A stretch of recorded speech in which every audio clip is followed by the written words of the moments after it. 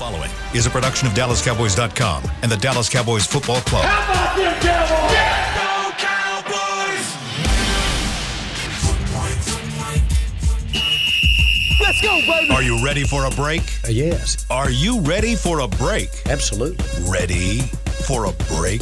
Yeah, and so much for that. It's time for The Break on DallasCowboys.com. We were on a break! With Nick Eatman, David Hellman, Ambar Garcia, and Derek Eagleton. Hey guys, welcome back to another episode of The Break. I'm Amber Garcia, joined by Nick Eatman, David Hellman, Derek Eagleton. He might join us later. We'll see. He's on standby right now. But a lot of news coming out. You don't want to do a number today, Nick? You want to? I don't even know the number. Get into the weeds about the number. Let Derek Brandon Knight. Forget the number. We have breaking news. Coach Mike McCarthy just, I guess, entered. I don't know. I guess that means he tested positive. But the point is he's entered COVID protocol right now.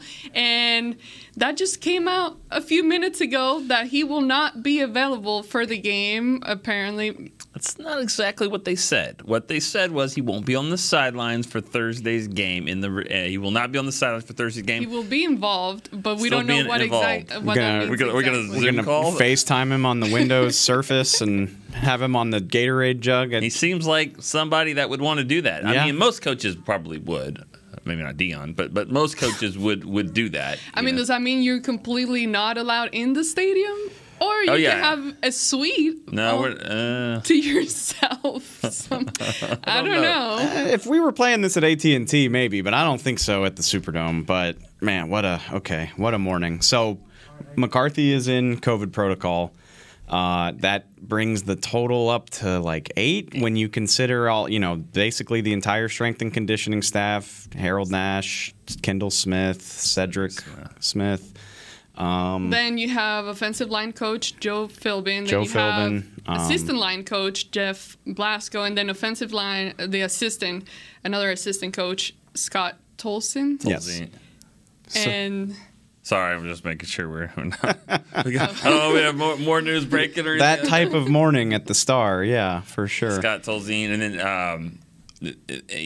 then and then we gotta mention Terrence Steele, which we'll get into it later on. Yeah. But let's start off with the coaching staff and what that looks like as of right now for what it could mean for this Thursday's game. Well, it's just like it's the start, and that's the thing that's kind of scary is that if you go back and look at some of the history of how things typically go with close contacts, it's not always right away. It's after the first couple days, third day, and then sometimes the fourth day is when that stuff kind of pops, which is sort of what's happening here. So, it's just going to be hard to prepare for this team to practice, to do whatever, and then all of a sudden you could be 2 or 3 days into it and we could have more tests like this. There's going to be some breath holding going on around here for the next 48 hours probably. And in New York as well. I mean, with the league and all that stuff. Yeah. There's a game. I was like, wait, we don't play the Giants? No, what are you talking about? I'm just saying, yeah. I mean, and that's what I wonder is how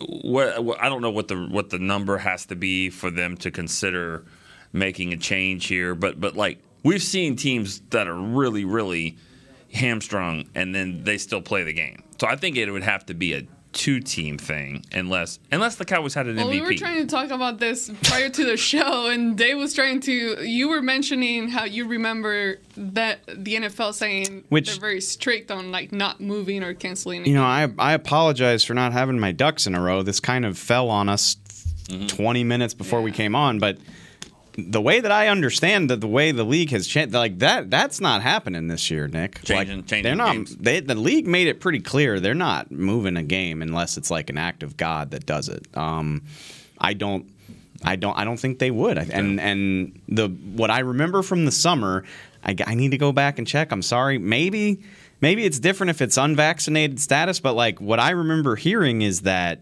if it gets to a point where you can't play the game, it's just a forfeit on your part. And they don't care. Like it could be both teams, and they're still like, we don't care. So like, I'm under the impression that this is happening Thursday, no matter what, or a game won't be played. But like, we're not doing the whole move it to Tuesday, move it to Wednesday, whatever thing this year. Do you think you could be like a strength coach? Me? Yeah, you. No. What? No, I mean, could I walk around and like clap my hands and lead guys through warm-ups? Yes. Yeah. Do I know anything about the techniques required to lift in the NFL? No. That's the problem here, and it makes sense. I mean, this is how it happens. People that work together sit together, they eat together, they coach together. So that's why there's 3 strength coaches and 2 offensive linemen, and I mean that's the way it works. So that'll. I just hope that it doesn't continue to spread like that, which it very well could, though. If it's got to the head coach is probably interview or meets with a lot of people. The irony, like we were just talking recently about, like, even if you're vaccinated, the precautions that a lot of these guys take. Like, you make the people in your inner circle get tested on a regular basis. You're probably keeping a close eye on where you go and what you do, but that's the nature of this thing, man. The vaccine helps, but it's not a cure-all, despite what people say and people want to get mad about it. It's never been billed that way. So this stuff has potential to happen. It's just what timing, right. And of course it's got to be the Cowboys. Yeah. Well, and I think we have to point out too that, like, obviously a lot of people that are listening, this matters because of how it affects the game against the Saints. We get that, but also, more than anything, I mean, the most important thing is just the health of these guys. And as I've been told right now, and things could change, I think everyone seems to be doing well. There are some of those 8 are just completely symptom-free, which is frustrating in its own right, too, just to be vaccinated, symptom-free, and still held out. But I don't know that about all 8. If, there were a couple offensive line coaches that weren't on the virtual call yesterday. I thought that was kind of odd. Yeah. Not on the call, it was virtual. Hopefully those guys are okay, but that let's make sure and stress that's important. That's the number one thing here. But it's interesting too, because players obviously have the choice, but any coach in the NFL has to be vaccinated. Right. That was mandated. So again, that just tells you the unpredictable nature of this thing, I guess. But yeah, I mean, that's important to keep in mind, that hopefully all these guys are feeling okay. Well, between today and Thursday, or let's say Wednesday, which is when the team would be traveling, things can still change and other guys could pop up, like Nick was mentioning. But as of right now, who do you think would be best to assume the head coaching duties if, with McCarthy being out for the game? So that's where I feel kind of guilty. We're doing this podcast because this is when it's scheduled and we want to give people up-to-date information. But, like, this is a developing thing, you could name an interim head coach and then he tests positive tomorrow, Yeah. I will. So there's 2 guys on the staff that have been an NFL head coach before, or well 3, but Philbin's in COVID protocol. But Dan Quinn and John Fossil have both done it recently, obviously. And Dan actually had COVID at the beginning of the season, so you would think that decreases his likelihood of catching it this go around. Again, wild speculation on my part, but that's just kind of what they tell you about antibodies and all that good stuff. So, I mean, all things being equal, if he's available, I would lean toward Dan Quinn probably. I would too. Because, and I understand he calls the plays as well. I don't know why. Maybe I'm wrong with this. I just feel like it's harder to call an offensive play than a defensive play. Maybe that's not the case.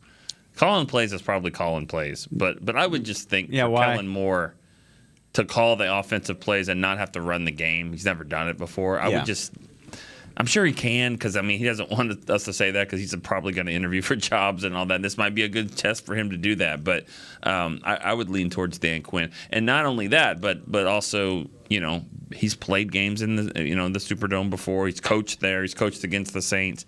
Probably would just be as comfortable as anybody. I thought there was 5 guys that had been a head coach before. Didn't we lose a couple of them, though? Like Tom Sula's not here anymore. I thought we added one, though. I don't remember. I can't keep it all straight. Yeah, it doesn't matter. It'd come down to. I mean, okay. Technically, there's an assistant. There's assistant head coach Rob Davis. I would like to think that's a title only. I don't think you'd be coaching the game, but I saw a report. It's not like the vice president where something happens, he slides in. I don't think it's like that. Tom Pelissero had a report that he'll have a larger role, and Tom, you should trust Tom. Then it means he will. No, you should trust Tom Pelissero's info when it comes to Mike McCarthy. You can connect the dots on that if you go back and take a look. Then he will have a larger role. But that doesn't mean he's going to be the acting head coach. I mean, that's a hell of a jump. Yeah, that's a It's hell not of a gonna be jump. saying 4th down, go for Right. it. I don't even like. I mean, I think the world of Kellen Moore, but that's a hell of a spot to put a guy in. Like 3 days notice. Hey, you're in charge of all of this. You've never done it before. I lean toward Quinn as well because he's done all that. Like the biggest question for Dan Quinn is probably like, well, you got to come down out of the box, even though you probably wouldn't, you don't want to, but you need to for this game. Whereas Kellen Moore, like, but Dan Quinn's done all of those other duties, and that's a pretty good point. He's done it in the Superdome a lot. I mean, he was the head coach of the Falcons for what, 5 years, which means he's played five times. Played in this environment a lot. Shouldn't be anything new for him. It just makes the most sense to me. That's what I would do. Let's just do it. Well, let's try to make sense of something else, which is the Cowboys' offensive line. We got Yeah, okay. Now we can get to the part where one of their starters actually is out with COVID as well. Yeah. So Terrence Steele, he came out he's in the protocol as well. And, I mean, we saw last game how they were playing musical chair, and it wasn't a good game for the O-line and the Cowboys. So what do you – I mean, you got guys, but is it going to work? How do you guys feel right now with this news and him not being available for this game? I think if you're going to have one guy that would be in the protocol, a starter in the protocol, it would be the starter that you're scratching your head of why he's the starter. You know, it's not like it's still weird to me that Terrence Steele is starting over La'el Collins at right tackle. I understood the left side maybe because that's not something he hadn't done in forever. But to start over him at right tackle, that just seems weird to me. Is he that much better? I don't see him being that much better. I think at this point now, we're not talking anymore about expectations of undrafted and whatever. No, it's just about who's the better player. And I still think La'el would be. But I think you could argue that they've been worse once La'el came back into the line. I don't think you're wrong to say you can argue that. La'el hasn't been amazing since he came back from his suspension. He also hasn't really had a chance to get into a rhythm either. Yeah. I mean, he wasn't playing tackle, then he was playing tackle, then he lost. Then, Terrence Steele took his job back. It's just, I mean, this whole thing's been in flux for the better part of a month. And sorry. Yeah, no, and now you got offensive line coach, the assistant O-line coach, your tight end coach, Lunda Wells is going to slide over and help with that. This is a game where you need your guy. You need Zach Martin, Tyron Smith, La'el Collins. You need your veteran guys to be out there because this is going to be a loud environment. And, you think the Saints give a crap about the Cowboys' issues right now? I mean, they're trying to sneak back into the playoff races. This is a huge game for them. So if your O-line coaches are down to tight ends coach, all that, you got to lean on your veterans here more than anything. So I think it's not great that that happened to Terrence Steele because he's a swing tackle. I mean, he's the starter. He'd be the starter. But whatever that situation is, you don't want anyone to be down. But I think it's if you have to lose somebody, it's not a. I mean, it might even be a step up. Honestly, I don't want to say anything glib about COVID. Like I hope Terrence is feeling fine. I would never wish that on a person. But if anything, it's. In a way, it almost feels like a relief to have some clarity about who's going to play. And this is what happens when the game's on Thursday. We don't do a show Friday because of the holiday weekend. It feels like the Raiders game was a lifetime ago. Yeah. But that was so weird. Have you ever seen, like, beyond like varsity high school football, have you ever seen them just rotate the line like that when everybody's healthy? That was the second most weirdest thing. That didn't sound right. But that's the second weirdest thing about that. The first was the explanation, which is, no offense, Mike McCarthy, crap to me. Stop it. Yeah, crap. It's like stop. Stop. That's not true. You're not trying to give guys rest because for the first 8 weeks of the season, all you did was talk about how huge continuity on the line was. Like he said it every. That's the most annoying thing. And then we take that info to the air and we're like, this is what's important to Mike McCarthy. This is why this. And then you just fall back on it. And I have no choice but to conclude like. They're playing politics. Like, they've got 7 guys that are good enough to start, and they're afraid of hurting people's feelings. Yeah. Which I get. La'el Collins is a $50 million a year player who found his way to the bench. Terrence Steele is a guy that you handpicked and believed in, and you've talked him up, and he's played well. I'm not trying to say that he hasn't. He's played really well. But so you've got him, and he plays 5 or 6 games, however many it was, and it's like, well, how am I going to lose my job for no reason? How am I going to lose my job for playing well? And it's like, guess what? This is why you're paid a lot of money to coach in the NFL. Like, you're not supposed to care about people's feelings. You're supposed to make the best decision for the team and not come up with weird platoon systems on the offensive line, which everyone who's ever watched football agrees that doesn't happen. Right. And the Cowboys are just like, yeah, we just wanted to give them a series to see what it looked like. What? Stop it. That's not resting anyone because they only did it for one series. You didn't do it for Tyron Smith, who's been beat to hell with injuries and stuff like that. You didn't do it for Zach Martin, thankfully. It's just it just comes across as the epitome. Cooper Rush didn't come in and get a few snaps. Not being able to make a decision. Right. And so, like I said, like, I'm certainly not happy that Terrence Steele has COVID. I hope he's feeling better. I hope he feels great. But, like, at least now you got some clarity. Yeah. You're just like, okay, Lyle Collins needs to start at right tackle on Thursday night. Yeah. And just so you're listening, people listen to our show at all hours of the night. We appreciate that. That's how we get a big following, is because we know people are listening at all times. But just remember, this show at our time central, it's like almost 11 o'clock. So you might be listening, and they've already announced who their head coach is going to be. They've already announced what this O-line, or if anyone else, knock on wood, might get into the protocol. That's why I said I feel bad doing this show right now, because it's probably not going to age great. Shout out to Talking Cowboys, our poor colleagues. All this news about McCarthy came down 45 seconds after they got off the air. So that's like a whole show that's basically obsolete. It's about 10 minutes, but they're not like us. They don't look at their phones as much as we do. Because if it would have happened in 10 minutes, like we're gonna see. That's a good point. Yeah, no, I mean, we're gonna see whatever happens in the NFL while we're on here, because I can't put my phone down. Before we go to break, though, when we're talking O-line, do you want to just try? To go left or right here? I mean, we think Tyron McGovern, Biotish, Zach, Lyle. I mean, like, that's why they could go back to Connor Williams. But they could. Don't you hate that you have to specify when you say Connor? Yeah, I hate that. But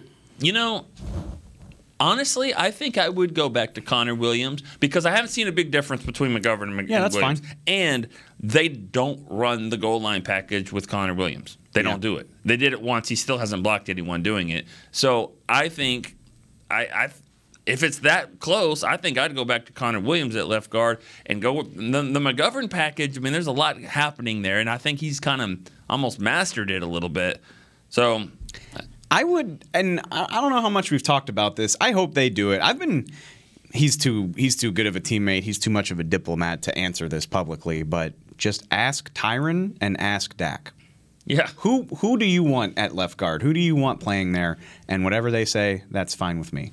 That's fair. Dak, work with me. Somebody asked him that before the Chiefs game, I think, and he was just like, all those guys are competitors. They're my brothers. I feel good no matter who's up there. It's like, that's not what I asked you. I asked you who you want to be playing there. Right. So that's what, and that's what needs to happen. And I think, nobody could tell you better than those two. Yeah.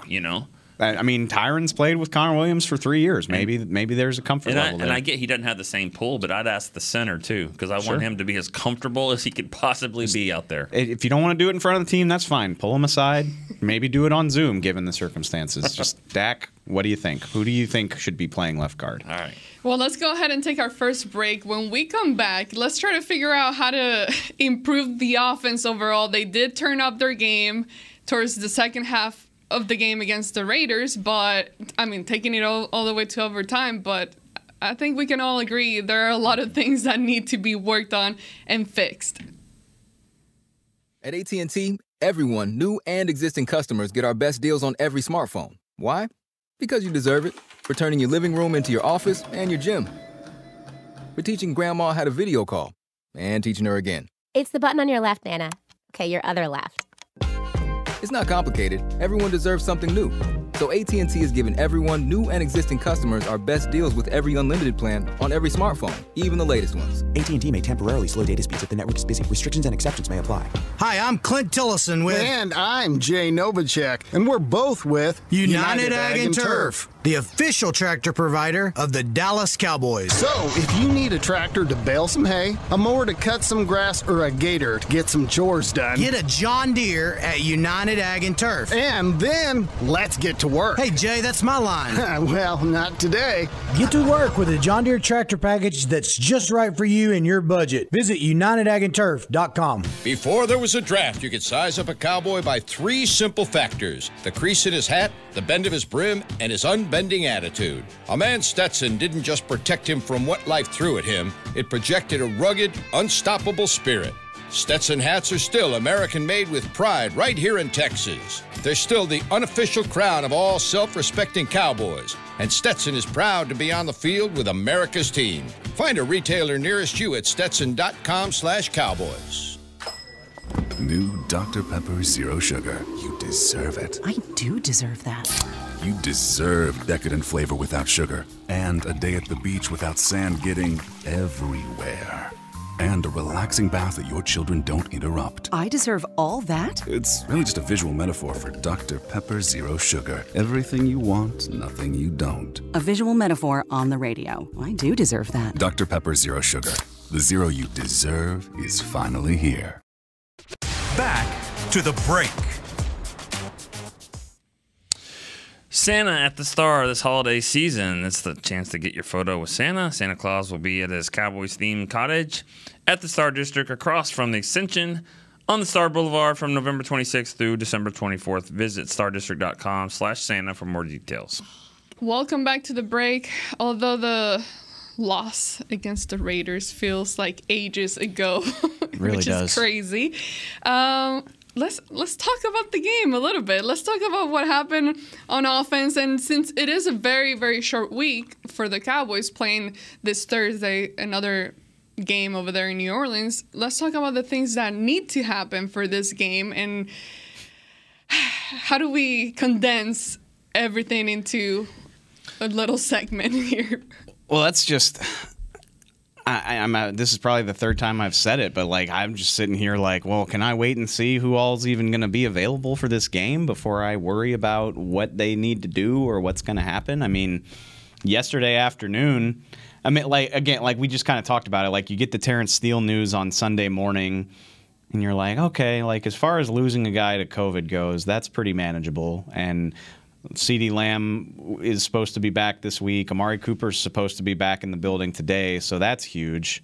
And you would imagine Amari just coming off the COVID list, he's probably not going to catch it during this current outbreak. But we have no clue, and we'll probably, like I said, we'll probably be kind of holding our breath and waiting for updates through Wednesday afternoon, if I had to guess. So that just makes it kind of difficult for me. But on paper, from a roster standpoint, they look like they're in a decent spot to kind of have some guys back. I already mentioned Lamb and Amari. DeMarcus Lawrence has at least a chance to play in this game. We'll have to wait and see on that. But the roster is...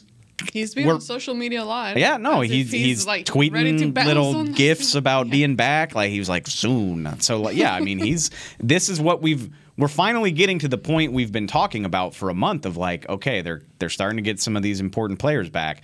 And, of course, they're dealing with one of the larger COVID outbreaks in the league this year at the same time. I mean, it's just always got to be something. Yeah, and I guarantee there's a lot of fans out there that are like, so who cares, coach? I mean, players play, coaches coach. That's true, obviously. But if you're not prepared in this league, you get your ass kicked. I mean, that's just the way it is. If you don't prepare, especially against, the Saints, from a talent standpoint, do not have the same players that the Cowboys do.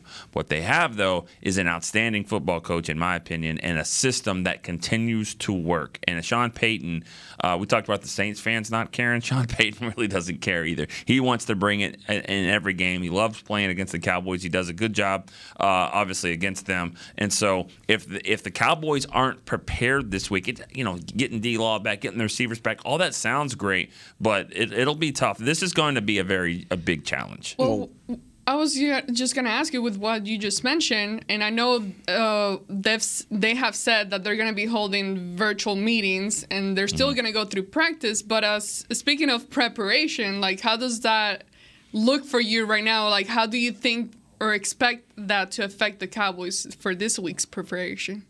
I would like to think that it will feel familiar to them because this is the type of stuff they had to do all through last season. And you brought up the Ravens game last year. That got moved around 18 times. I mean, they shouldn't be strangers to this stuff. I mean, I know there's a lot of new faces on this team, but most of them were playing in the league last year when this was common stuff, when you were doing everything virtually.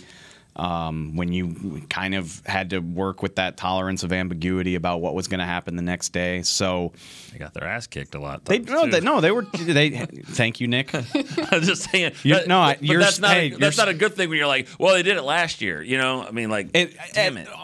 At least they have familiarity doing it. I True. guess that's all I'm saying. I know. And this whole thing's weird because all these receivers that are coming back, it's not like they practiced a lot last week. So a lot of times, you just have a carryover for what you did last week. But last week, the two receivers weren't even in, and they barely practiced much then, coming off of this. So, I mean, the league. Okay. Well, it's just, Careful. This is what they want, right? They want these games. They want to play football when there's nothing else on. They play the Thursday games and all this stuff. But, I mean, it is a challenge. You can say it all you want to, that this isn't a short week for the Cowboys. Yes, it is. It is a short week because last week was very short. I mean, you're playing two games in 10, 11 days, and so are the Saints, and I get it. But this is for when this kind of stuff happens, COVID, and even there's going to be guys that don't have symptoms, that are vaccinated, that might miss the game because they just don't have the time. If I was made commissioner for a day, I would abolish Thursday football other than maybe the season opener and Thanksgiving. It would be like one of the first three things I did. Yeah.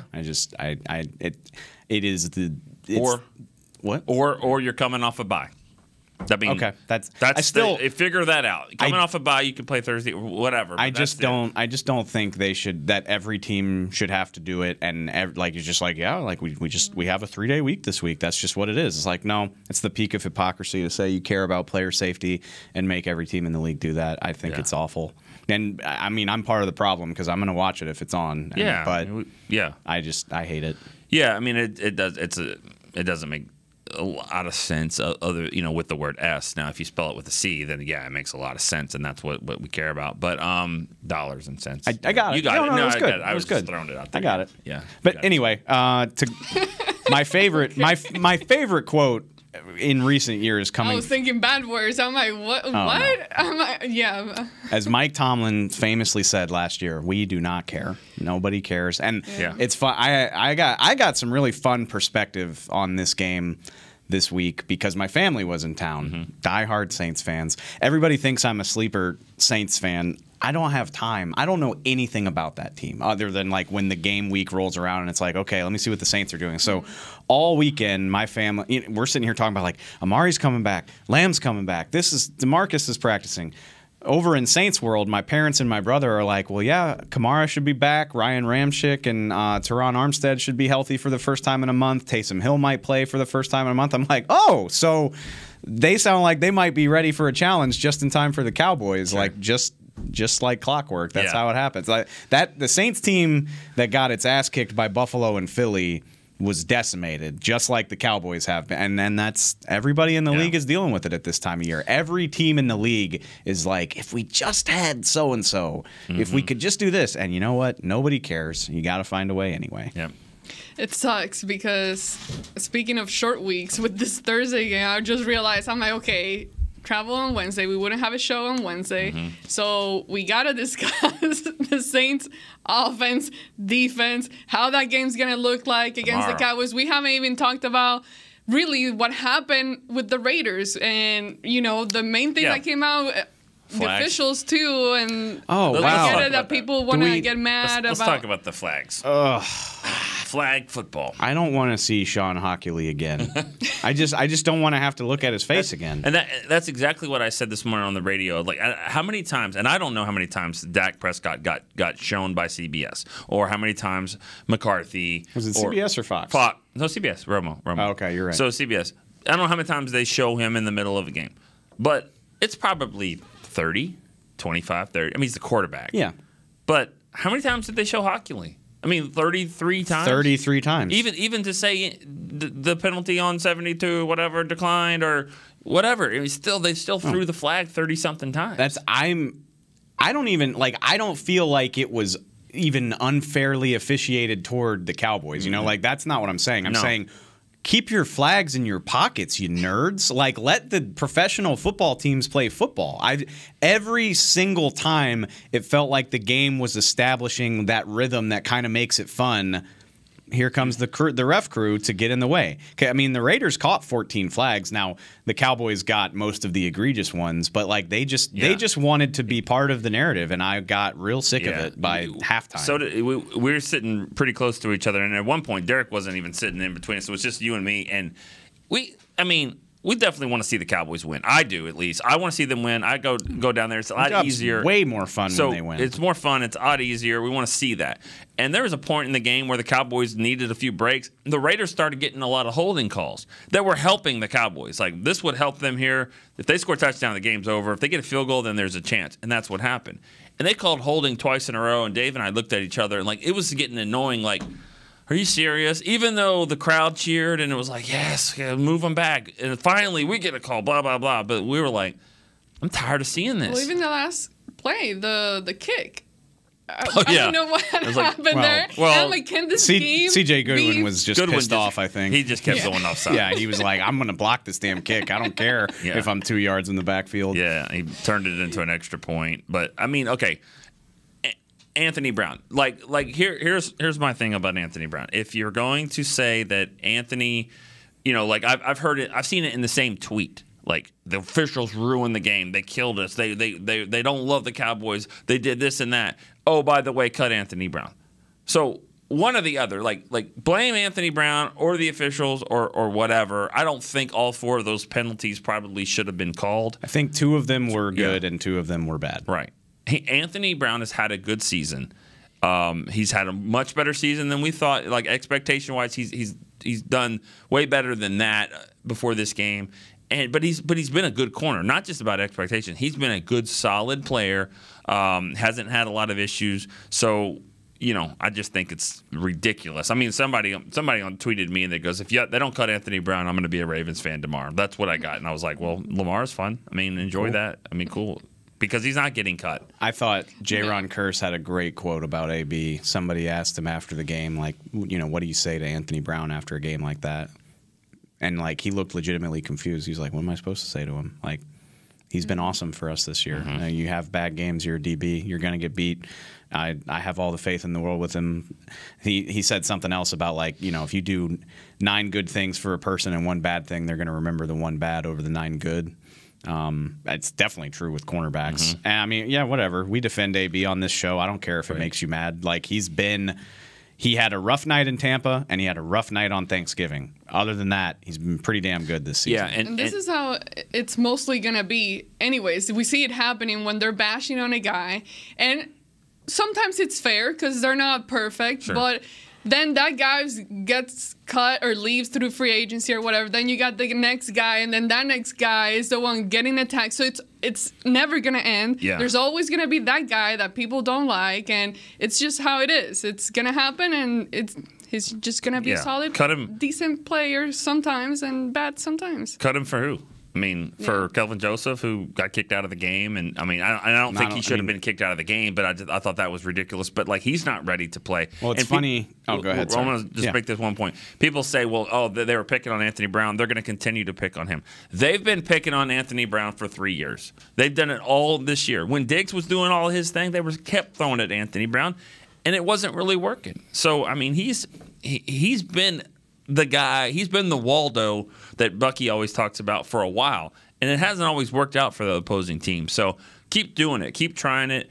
I don't think the officials, I mean, will call it that way every time. I think he's still, at this point, he's still had a good year. It's so, I mean, it's good on Derek Carr for recognizing the way the refs were calling the game. But, like, the one that decided the game's just so weak to me. Like, I keep saying this, like, by the strict letter of the law, you can throw a flag on it, and you're not wrong. But, like, he didn't touch the guy.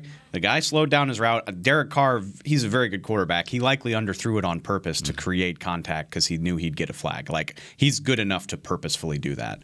And it's just lame. Like, he didn't look back for the ball, but face guarding's not a penalty. Like, he did not aggressively make contact. He had his hands out as if to signify, like, I'm not touching this dude. He's just backing into me because the ball was underthrown. Yeah. And the refs just wanted to make it a not fun game. Yeah, and they had already established. I thought, see, the thing that bothered me about it is they felt like it. You know, you could say, well, don't make that call at that point in the game, which a lot of people would rather them not do. But they'd already kind of played those rules in the previous drive when the Cowboys were driving. Dalton Schultz got interfered with over the middle, too. That ball could have been on the 10-yard line with about, 20 seconds to go? Yeah. Had a chance to maybe just win the game right there. It felt like they didn't make that call because you're not going to get that here with 20 seconds to go. That being said, you hope that they continue that, and they didn't. And some smart people brought up to me, Hockey's crew did the opener in Tampa, and they threw that flag on Jordan Lewis that kind of decided that game as well. So they just... Wait, they didn't? Or no, they didn't. They didn't throw for OPI. I'm sorry. Yeah, they didn't make that call. Yeah. Let me throw this out there, too, about Dan Quinn. And, a lot of people were upset with the way that the coverage was in the game. And you and I talked about this too. I think we did. It needs to be mentioned. It's not 3rd and 18. I mean, yes, that's what the stick said, but 12 yards beats you. This isn't like in the second quarter, 3rd and 18, get off the field. This is you're protecting for a field goal. And the Raiders get 10 yards. They've already kicked a 57-yarder here, and they're going to kick another one. So they're trying to get in field goal range. So the coverage isn't necessarily make sure they don't get 18 yards and we can get off the field. No, the coverage is don't let them get 6 or 7 yards here because they're going to beat us with a field goal. Yeah. So it's a little bit different than a normal 3rd and 18. That's what Dan said on Friday. And just like Kellen Moore, like it's easy to hate a play call when it doesn't work. Yeah. But what Micah got to Carr for the first time on that overtime possession. That was the first time they sacked him, right? Yeah. I have no problem imagining they drop in zone. Carr's got 4 seconds in the pocket, then he breaks contain, steps up, and hits a guy for 16 yards. Like the way that the defense pressured him, a.k.a. they didn't. Yeah, they didn't. It's very easy for me to imagine him doing that. And then everybody's like, oh my, you play soft zone on 3rd and 8? Are you kidding me, Dan Quinn? Yeah, they called man-to-man coverage that didn't work out. I don't have a problem with it. I don't have a problem with it at all. I kudos to Micah Parsons for getting a sack there in overtime because he was dog tired and because he didn't really rotate that much. He played a lot of the game and all of it, I think, at defensive end. I don't think he really rotated that much. I don't remember that many plays where he was not on the field, which is not normal for a pass rusher. So that's been the knock on putting him at pass rushers. Like, well, he has to come off the field some. They didn't take him off the field. He was really tired. I think the case keeps going back and forth. Oh, is he an end? Is he a linebacker? I think with these guys starting to come back and what we saw from that game, I still think he's a linebacker, but he's got to rush the passer when it's time to rush the passer. And all I want in life is to have Randy Gregory and DeMarcus Lawrence back rushing as traditional ends with Micah either hanging over the strong side of the formation as an extra rusher or blitzing up the A-gap while they're doing it because no Christmas gifts or you don't want anything else. No. You don't want a raise or anything. You just want that. Okay. You just want that. If raise is on the table, we can talk, but otherwise, I'll just take that. Well, let's go ahead and take our final break. When we come back, we'll keep talking about this game and some of the things that the Cowboys need to do in preparation for the Saints. Want to use what the pros use? How about the official men's skincare brand of the Dallas Cowboys, Jack Black? Right now, you can get the Jack Black Starter, a curated collection of Cowboys locker room favorites for just $10 with free shipping. The starter includes 4 Jack Black skincare favorites plus a full-sized intense therapy lip balm. Go to getjackblack.com/Cowboys and use the code word TEAMJB. That's getjackblack.com/Cowboys. The Jack Black Starter, $10, free shipping. At AT&T, everyone, new and existing customers, get our best deals on every smartphone. Why?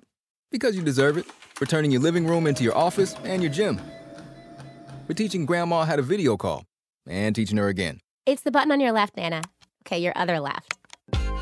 It's not complicated. Everyone deserves something new. So AT&T is giving everyone, new and existing customers, our best deals with every unlimited plan on every smartphone, even the latest ones. AT&T may temporarily slow data speeds if the network is busy. Restrictions and exceptions may apply.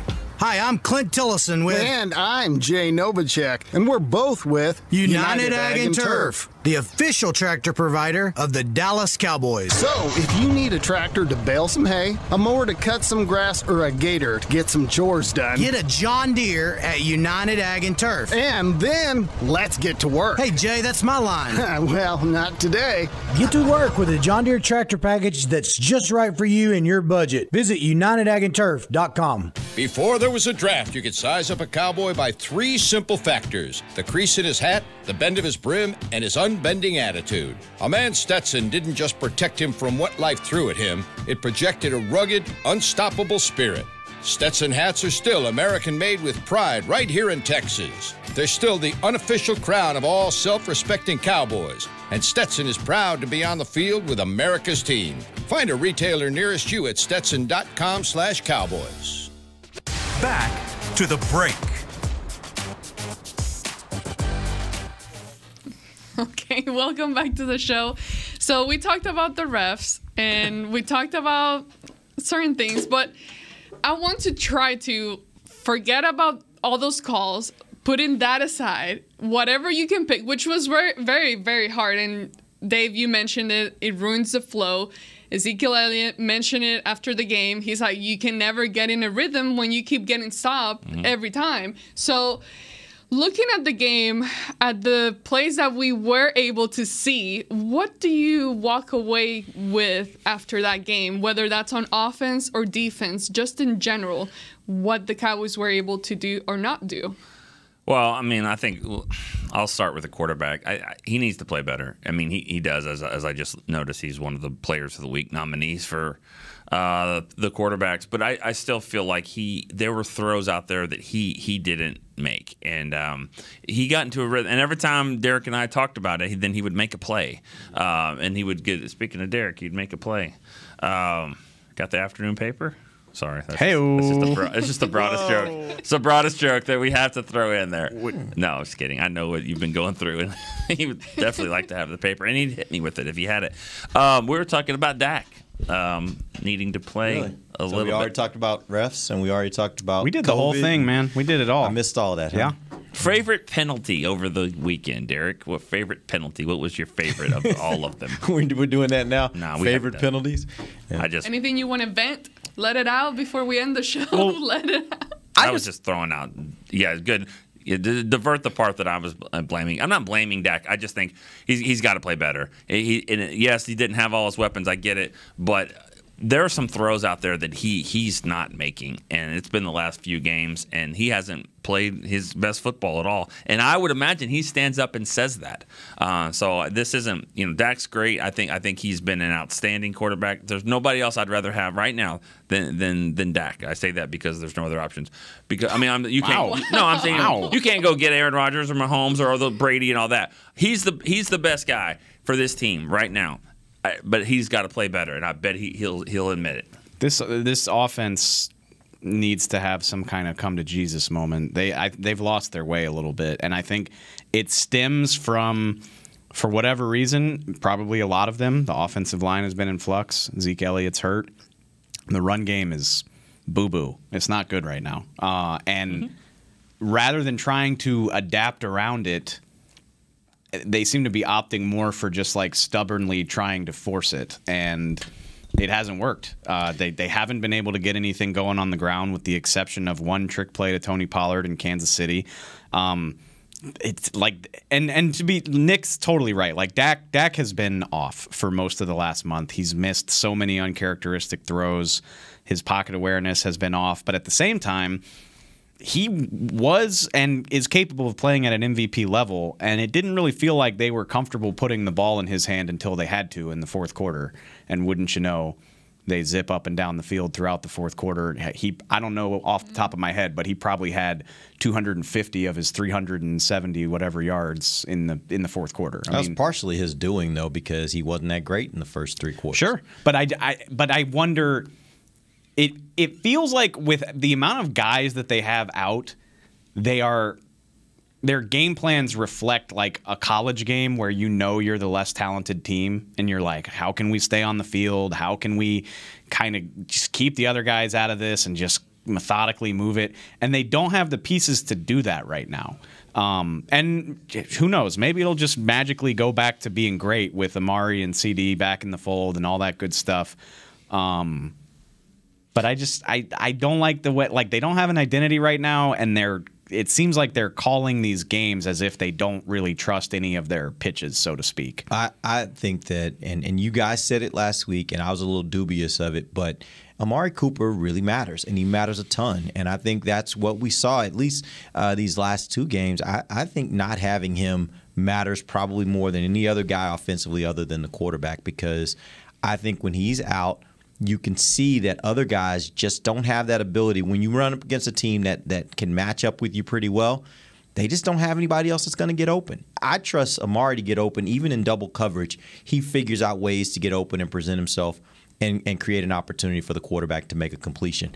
They don't have that guy when he's not there, other than possibly CD, and CD's been out the last game and a half. So they just didn't have it this game, and that, I think, before I give too much to Dak not being what I thought he was, I will give him the benefit of doubt that he just didn't have guys that were able to get open consistently, because he made some throws to Gallup in this last game that were pretty good. Yeah. You just can't do that every play, you know? Yeah, no, I completely agree with you. But it's just, since Denver, and they haven't had guys throughout that. You know, they didn't have Tyron, they didn't have Amari, but like, you haven't seen a consistency to generate that. And like I said, like, it just sort of feels like Kellen Moore, and I don't know this, I'm just speculating, but I just don't feel this sense of confidence from their play calls and the way that they call things. Like, it reminds me of playing Madden, and you don't feel confident, and you just wind up and you're like, all right, I can hit this 5-yard out. I know I can do that, and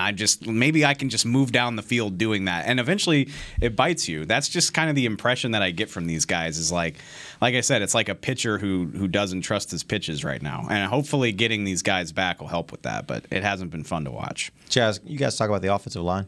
A lot? Okay. You missed a lot. We covered some ground. Y'all did everything. I will say real quick, though, I heard you guys talking about the coach and who should possibly be the head coach this week. I actually think Rob Davis is the right answer. I know that's kind of crazy, but it allows. Who did you talk to? Well, I didn't talk to anybody. Okay. I saw it on Twitter. I saw Brian talking about it with someone, and they threw out Rob Davis. And because before that, I was worried. I don't want my offensive play caller and my defensive play caller to all of a sudden not be my play caller, or focused on being my play caller.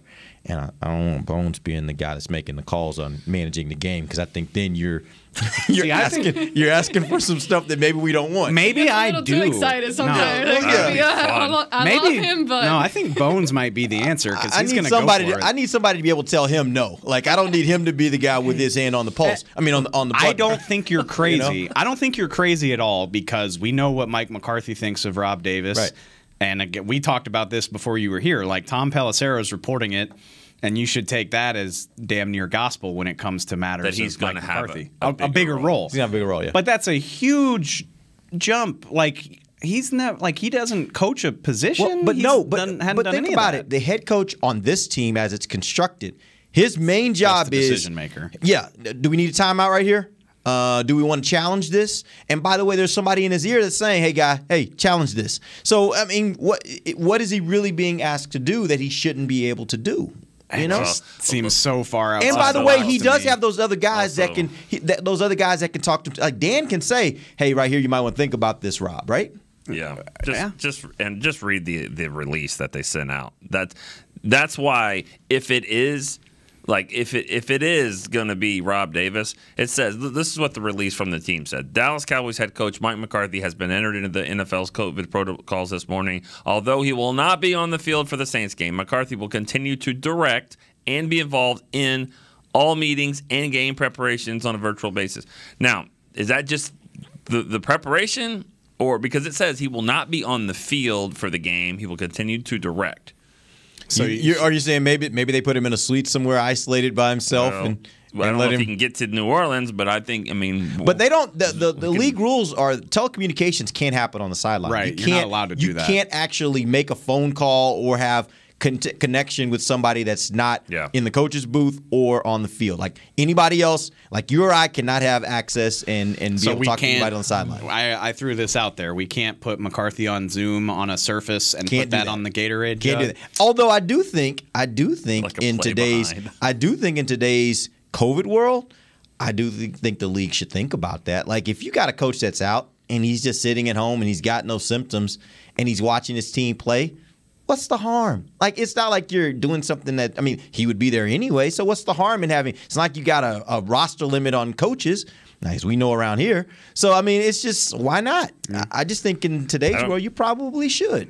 I don't know. Across this league, like 2/3 of the head coaches in this league call plays for somebody, offense or defense. Sean Payton's going to be doing it on Thursday night, so... Dan Quinn, I just don't feel like that should be. There's a reason why Dan didn't call it in Atlanta. Well, right? I get that, but these are extenuating circumstances. Like it's a weird situation. I don't know. You just got to do what you got to do. I just feel like the head coach here, he has a very limited scope on what he has to manage on game day. I think you could do that with somebody else and not disrupt what you're doing offensively and defensively. I don't think you're crazy. Like I said, there's a lot of reasons why you could read those tea leaves. No, I don't think you're crazy for suggesting it. I don't know that it's the best idea. I think we could put Nick down there as the head coach for this game, and you'd be fine. Like again, it's not. Give me a shot, Jerry. Yeah. We're gonna go for it on every fourth. Cooler. You know what would happen? Ice crunching. Your coaches are getting pissed at you. I think we all know what would happen. Flea flicker. Flea flicker would definitely. Did you see that in the Giants game? Yes. I thought about you, and I was looking on Twitter. Nobody said anything. I get it. I get every flea flicker. Okay. When Holy Cross does it against Dartmouth, I get it. I don't think I've ever seen a flea flicker screen though. That was kind of weird, but I saw the fake flea flicker the other day. The guy ran to the line, faked it, came back. He went like 14 yards up the middle. I was like, whoa. One other thing you can do off a flea flicker, right? A lot of fakes going on there. A lot of stuff happening. It is. Imagine like every time the Cowboys get beyond their own 35, you just go for it every time. That's you. 4 out of 6 on 4th down. Cowboys score 38 points. Sounds awesome. You're just over there rubbing the eyebrows, just dialing them up, baby. I'm here, and I got the play sheet on one hand and my rubbing the eyebrow with the other. Would you still get on Twitter though in the middle of the game? I'm not allowed to. Probably. No, that wouldn't try. be. He would try. He'd have his. He'd have a heart boy. He'd be losing his mind that he wasn't on his phone. Yeah. I would at Hellman DC just tweets in the second quarter like, get ready for this, guys. Kelsey. Suggestions? Anyone? Awesome. Sounds fun. Well, unfortunately, that is all the time we have. I feel like there's so much more to talk about. We got another day tomorrow. Yeah. We do have another day tomorrow. I just hope that this is all still relevant in 2 hours, honestly. Yeah. It's crazy times, guys. Yeah. Crazy times. Well, you want to do the honors? Sure. We appreciate you guys joining us. We'll be back tomorrow. We'll have lots to talk about, and we'll get you ready for Cowboys versus Saints. Till then, for Nick Eatman, Dave Helm, and Amber Garcia, I am Derek Eagleton. This has been The Break, live on DallasCowboys.com radio. This has been a production of DallasCowboys.com and the Dallas Cowboys Football Club. How about this, Cowboys? Yeah!